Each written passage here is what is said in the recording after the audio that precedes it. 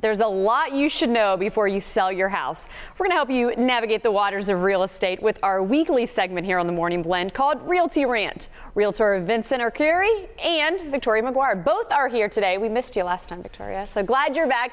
We are going to talk today about owning a pet. Now, I'm not gonna lie, when I saw this topic come, I was like, what? You're talking about my rookie could actually affect trying to sell a house? No way. Yeah, big target right on our chest when this segment was coming up. I said, I'm either gonna be the most educational real estate agent in Tampa or the most hated real estate agent in Tampa based on how this segment turns out. We are animal lovers, yes, and we are talking about how the pets impact the value of your home when selling if you don't take proper precautions. I love that. I love to get that disclaimer across right away because obviously we're all big people. I'm a dog person, obviously rookie who I have a standard poodle. Hi, baby, if you're watching. So. Okay, so now that we've got that out of the way, let's break it down because it really can have an impact. Victoria, what are some of the do's and don'ts of people who are getting ready to sell with maybe their four-legged friend? Right. Well, we talked about hear no evil, speak no evils, on all those different things. All those evils. All those evils. Well, the same thing can apply to your pets. You know, we want to make your house look like a model when we're trying to sell it because we want it to appeal to the masses. Yeah. So we want to make it seem as if you don't own a pet, even though I love dogs. I really do. I have 2 dogs myself, but we want it to be model perfect, kind of like our set is here. It's beautiful. Do you see there's not any clutter? Everything is nice and clean. You don't see a dog running around. You don't see cats. You don't see a litter box. There are kitties here too getting ready to come up on the show, but you don't see them. So. Yeah. So the same applies when selling your home. Whenever it's going to be shown, we want to make sure that the dogs and the cats are gone. If you can have them stay with a friend or, you know, take them for a walk, whatever you've got to do, just make it so they're not present when the home's being shown because there's nothing worse than having a yapping dog in the background when you're trying to look at a home. It just kind of turns buyers off.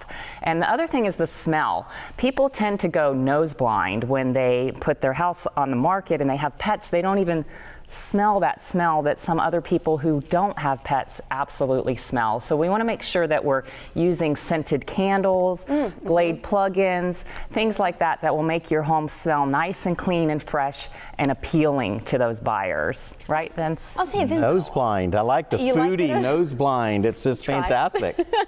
You know, it might seem overwhelming though, because like for me, for instance, I'm thinking, okay, what do we do with a 13-year-old lab?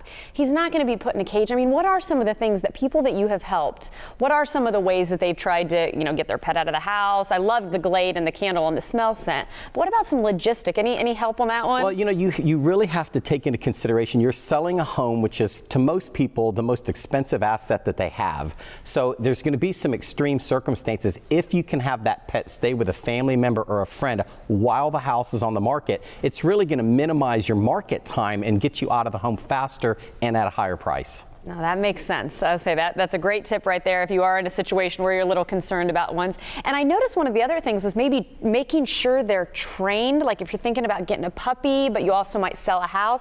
I mean, those are some big hurdles you might be trying to overcompensate. So how important would that be if you were thinking about doing a puppy or something? Super important because dogs, let's face it, sometimes they have accidents and carpet, when it's had a dog accident on it, it smells and it holds that smell. So if you don't have your animal properly trained to use the bathroom outside, you might find yourself having to replace some carpet when you're going to sell your home because, you know, that smell, it's just not appealing to people. And again, we don't smell it ourselves when we have animals at home, but other people do. So another thing that we've done for people, if they're not able to get their dog to stay with a relative or something, we can work it out where they are notified right before the showing that, hey, the people are on their way. And then you can just leave with the dog and take it for a walk. So it doesn't have to be that extreme. But definitely having the dog gone or the cat gone during showings is highly advisable. Okay, well, as always, great tips. Always the do's and don'ts of real estate. And again, a weekly segment. We enjoy having you here. Love being here. Thank you guys so much. And as always, for more information, you can give Vince or Victoria a call at 813-846-2368 or just log on to realtyrant.com.